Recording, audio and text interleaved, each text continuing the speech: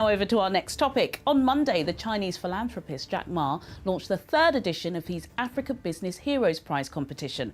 Entrepreneurs from all 54 African countries across every sector, age group and gender will now be able to submit their applications in either French and English for a chance to compete for a spot among the top 10 finalists. At the grand finale later this year, competitors will take the stage to present their businesses and share their visions to an esteemed panel of judges to win a share of the $1.5 million grant. To discuss this, I'm now being joined by Zahra Baitie, the competition's head of partnerships and programmes. Zahra Baitie, thank you so much for joining me on Channel's Business Global. So Jack Ma's flagship initiative in Africa is back alongside Jack Ma. What are the judges hoping to find this year? Thank you very much. So the judges of the Africa Business Heroes Prize competition, they're hoping to find talented African entrepreneurs who are bold, resilient, visionary, and impact-driven. They're hoping to find African entrepreneurs who are co-founders or founders of a company registered and operated in Africa that is at least 3 years old and that is solving a significant problem in their community or industry in an innovative way. How was last year's competition? Because, of course, we know 2020, it goes without saying, was a completely challenging year. Did what happened during the pandemic change the way you guys have shaped this year's programme?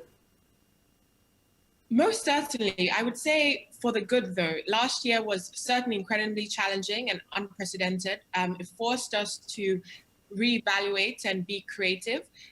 We leveraged digital means very, very strongly. Previously, we had held our launch in very physical spaces. We'd done physical roadshows, which were great. It gave us the opportunities to engage face-to-face with entrepreneurs. But last year, given COVID, we held everything virtually. What it did allow us to do, however, was bring in people from all over the world, connect them globally. We had a significant number of people join our launch, over 4,000 people. We held our finale also virtually as well. It wasn't the same as a physical event, but nonetheless, we saw the power of digital. We ended up receiving 22,000 applications last year.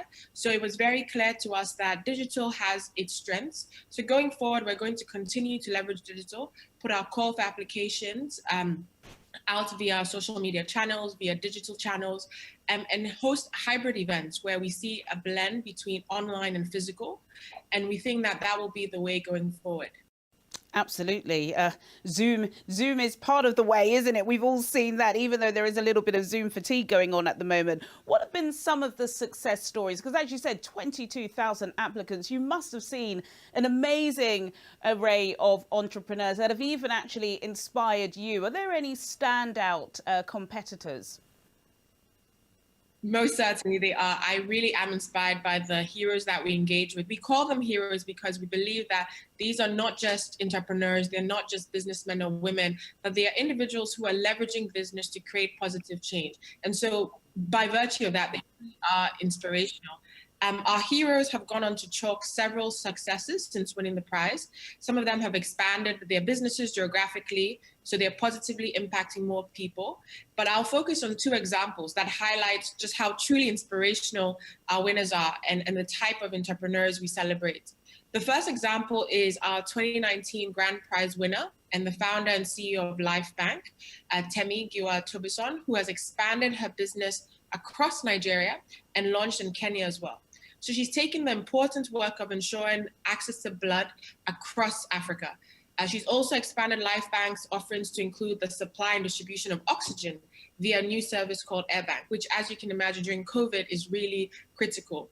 And importantly, during the height of the pandemic, she stepped up to provide testing services and also distributed social distance stickers to hospitals, pharmacies, and grocery stores, developed an online registry in Nigeria to ensure that hospitals and practitioners had an understanding of the available ventilators and other materials to fight the pandemic. And so this is a really inspiring example. She took her business model, expanded it, but also pivoted to address the pandemic. And we think this is truly inspirational. Another example is Mahmoud Johnson of J Palm Liberia. He is in the business of processing and refining palm oil and creating various beauty products out of it. He upskills palm oil tappers in Liberia, provides them with increased source of revenue. And the work that he has done since the prize has been remarkable. He's expanded into an additional 20 communities, allowing him to serve an additional 6,500 farmers, and has won a partnership with US-based Patra Soaps to supply organic Liberian palm oil to them. So he's helping to both elevate the status of Liberia on a global scale, but also ensure higher incomes for palm oil tappers in Liberia. And there are other success stories. So I encouraged our listeners to visit the africabusinessheroes.org website to learn more about what our heroes do and then to be inspired. And we hope to see many other entrepreneurs who are similar and are doing similar work apply to this year's competition. Absolutely, Zahra. I might be one of those applicants, I tell you. Just before I let you go, can you give us some insight on what your supporters should expect over the next coming months? Because I know, you guys have made an absolutely amazing splash over the past 3 years. So I'm sure it's going to be a jam-packed program this year, isn't it? I would most certainly be happy to share. And yes, it will be a busy time, but an exciting one. So applications for the 2021 prize are now live at africabusinessheroes.org. So the most important thing is for all supporters to visit the website. If you're an entrepreneur, apply. If you're not an entrepreneur, we encourage you to visit the website and nominate one. Applications will close on June 7th.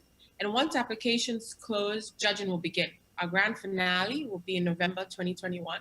But between now and then, like you said, it will be jam-packed and there'll be a lot that aspiring applicants as well as general supporters can expect. So they can expect a few application support workshops where we take aspiring applicants through the application and how to apply. They can expect live sessions with some of our heroes where they share a little bit about themselves, their journey, and tips on applying and becoming a finalist. And also hero-to-hero episodes where our heroes interview each other and discuss life, business, and more. Our first episode will air next week. It's between Chebet Lassan, our 2020 Grand Prize winner, and Christelle Quizera, who is our 2019 third prize winner. And they will be interviewing each other. So I encourage our supporters to follow us on our social media channels, Facebook, Instagram, LinkedIn, YouTube. We're at Africa Business Heroes. On Twitter, it's Africa_heroes, where you can stay tuned to some of these updates as we share them.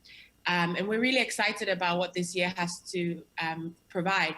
A key thing is we also hope to bring our wide and growing community. We now have over 40,000 individuals in our network together and give them more opportunities to connect via an online platform.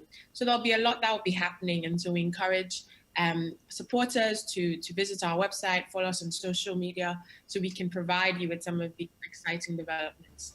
Goodness me, what an amazing initiative from Jack Ma. But Zahra Baitie, Head of Partnerships and Programs at the Africa Business Hero Prize. Thank you so much for joining me on Channels Business Global. Thank you, Zahra.